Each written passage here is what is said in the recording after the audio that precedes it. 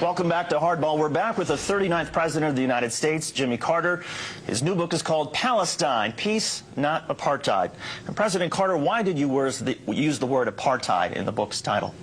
Well, let's look at the entire title, if you don't mind. The first word is Palestine, which involves the land that belongs to the Palestinians, not the Israelis. I didn't refer to Israel because there's no semblance of anything relating to apartheid within the nation of Israel. And I also emphasized the word not, that is peace and not apartheid. That's what I hope to accomplish with this book, is some move toward that goal. But there's no doubt that within the occupied territories, Palestinian land, that there is a horrendous example of apartheid. The occupation of Palestinian land, the confiscation of that land that doesn't belong to Israel, the building of settlements on it, the colonization of that land, and then the connection of those isolated but multiple settlements, more than 200 of them, with each other by highways on which Palestinians can't travel, and quite often where Palestinians cannot even cross. So the persecution of the Palestinians now under the occupied territories, under the occupation forces, is one of the worst examples of human rights deprivation that I know. And I think even worse, though, than a place like Rwanda? Yes, I think, yes. You mean now? Yes. You're saying the impression now of the Israelis, of the Palestinians by the Israelis, is worse than a situation in Africa like the oppression of Rwandans and the Civil War?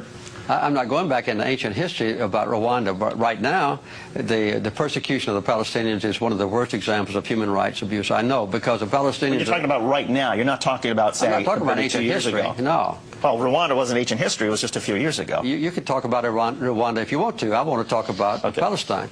What is being done to the Palestinians now is horrendous in their own territory by the occupying powers, which is Israel. They've taken away all the basic human rights of the Palestinians, as was done in South Africa against the blacks. And I make it very plain in this book that the apartheid is not based on racism, as it was in South Africa, but it's based on the desire of a minority of Israelis to acquire land that belongs to the Palestinians and to retain that land, and then to exclude the Palestinians from their own property and subjugate them so that they can't arouse and demonstrate their disapproval of being robbed of their own property. That's what's happening in the West Bank. And the people in this country, in America, never know about this. They never discuss this. There's no debate about it. There's no criticism of Israel in this country. And in Israel, there is an intense debate about the issues in this book.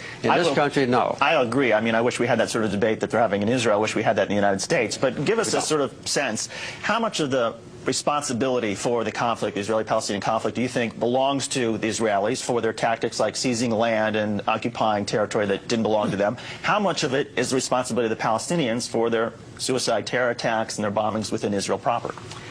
Well, as a matter of fact, the basic cause of the conflict is a sustained occupation of other people's land by the Israelis. And this is a direct violation of United Nations resolutions. It's a direct violation of the International Quartet's roadmap. It's a direct violation of the commitments that leaders of Israel have made in the past at Camp David when I was president and in Oslo, promising that Israel would withdraw from occupied territories. They have failed to do so. In response to that, and I'm not excusing them, there have been acts of violence. As a matter of fact, though, Hamas, the #1 accused persons of violence, have not committed an act of suicide bombing that caused an Israeli life now since August of 2004. And I hope that they won't do that anymore. Other participants of the Palestinian society, smaller ones, have committed some atrocities.